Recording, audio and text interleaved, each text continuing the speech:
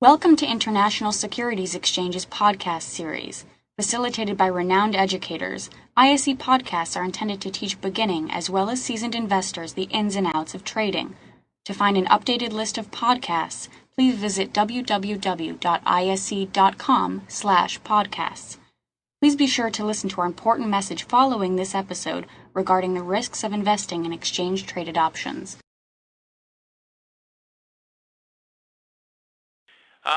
Cyril, question from David about Fibonacci, Elliott wave analysis. Do you use that at all? A little bit. It's not, my technical analysis is not based only on Elliott wave. I'm not a fan of Elliott wave analysis, but I have to keep it in mind. Okay. For example, on the US dollar, on the EUI, the EUI has retraced 73%. It's a Fibonacci ratio.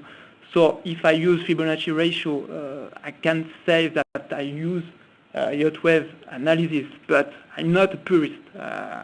I don't use Elliott wave analysis like an only technical tool. I hope I'm clear, but no, you're clear. You're clear. I use Elliott wave, but it's a small part of my analysis. Understood. A really small part. One little small indicator. Understood. Sal has a question. It says, Cyril, after you hit your first target, do you ever add to your position, and do you take some profits off the table? And he also wants to say, great presentation. Thank you. It's a really interesting question. Thank you to ask me this question. No, actually, when I hit my first target, I take some profits. I take 50% profits. I don't add any position in the trend. I take some profits, 50% profits at the first target. And I take all profits on the second target. So you're managing your risk, correct? Yeah, correct, exactly. Thank you. Another question here from Stephanie. I'm going to start using pivots. Are there any particular parameters to use if Stephanie wants to start using pivots? I don't catch the question, actually. Why do you want to know exactly, Stephanie? I need precision, but any particular parameters. Because a pivot point is actually a key level. There are no parameters. The pivot point is a key support, a key resistance, a neckline, or key horizontal level, or key trend line. So if the pair break above or below this key pivot point, the pivot point means that the position is stop out, and means that we change the sense of the arrow. Cyril, I think what Stephanie might be referring to is that there have been other guests that have been here at the IEC, and they talk about pivot points, and they created their own methodology to come up with, I think they use standard deviations to say, okay, here's the support or resistance, and then they call them pivot points from, whatever, X to Y or X to Z. So I think that's maybe what she's talking about. You just use them as a basic support and resistance area, correct? Yeah, correct. Yeah. Okay, I see what she's talking about. Okay, but at Trading Central, we keep it simple regarding pivot point. Thank you. Romeo has a question. He says, let me just repeat that. How well do these techniques work for FX daily trade? So I guess he's trying to say the spot. It seems to me that they wouldn't work that well since the daily trading involves much more volatility.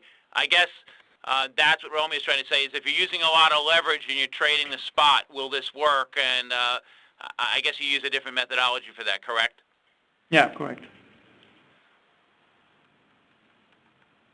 Bruce has a question. He says the GBP may have a short, sharp rally the next 2 weeks. If so, would it be good to trade a strangle or straddle? I'll take this one, Cyril, since it's an options question.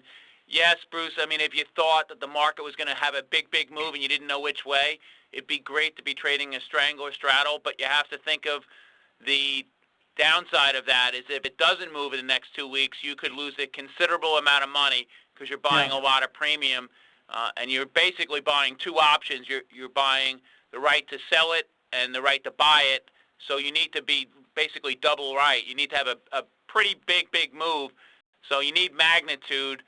What you could do, and many attendees have told me this is the way they trade these, is that if the move starts to happen, they flip out of that one option pretty quickly, but you do run the risk of sort of where the market actually rejects and goes back the other way. But again, if you're predicting more volatility, you'd be looking to buy options, maybe a call and a put. If you just have one direction, well, then you're buying less premium. And then, of course, you're just looking for that one direction. Cyril's given us pretty clear views that he likes the dollar, and it's really up to us to decide, when we're going to be doing this. His preference is against the Canadian, although he does like the British pound, New Zealand dollar, and the Australian dollar relative to the U.S., meaning that the U.S. he prefers as the currency that would rally. So that in most cases, if you're trading CDD, NZD, AUX, you'd be buying calls, and even the BPX. Correct, Cyril? Correct, exactly, Steve. Does anybody have any other questions? We are recording this so you can come back and listen to this over and over and over again.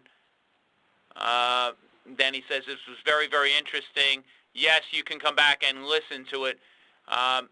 Cyril, do you make long-term predictions? Andrew's saying, asking for a prediction by the end of the year on the opposite, which would be GBP, which is the British pound over the U.S. dollar. Do you have a prediction, or do you not like to do that? Yeah, so Andrew, I can do. Okay. I can do that for you.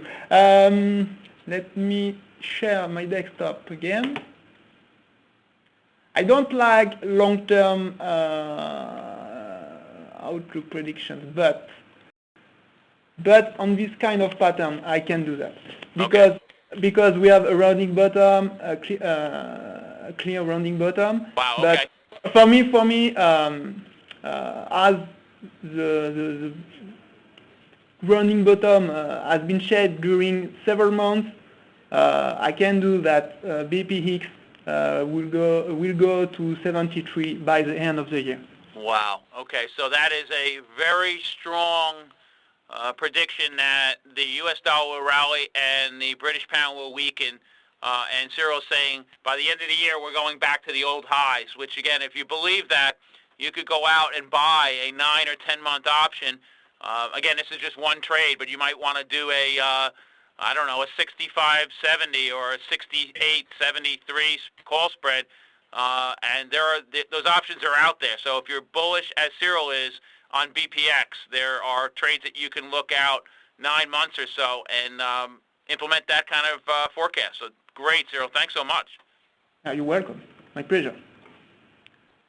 I want to add something. On BPX, I think 73 will be reached progressively.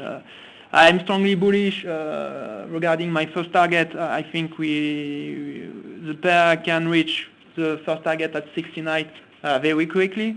But afterwards, after 69, I think we will see sideways trading with a slight bearish turn, very slight bearish turn, in order to consolidate the strong acceleration, the strong bullish acceleration. But I think by the end of the year, we can see 73.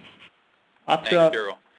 Thank you for listening to our podcast. To find more podcasts on options, stocks, alternative markets, and market data, please visit www.ise.com/podcasts.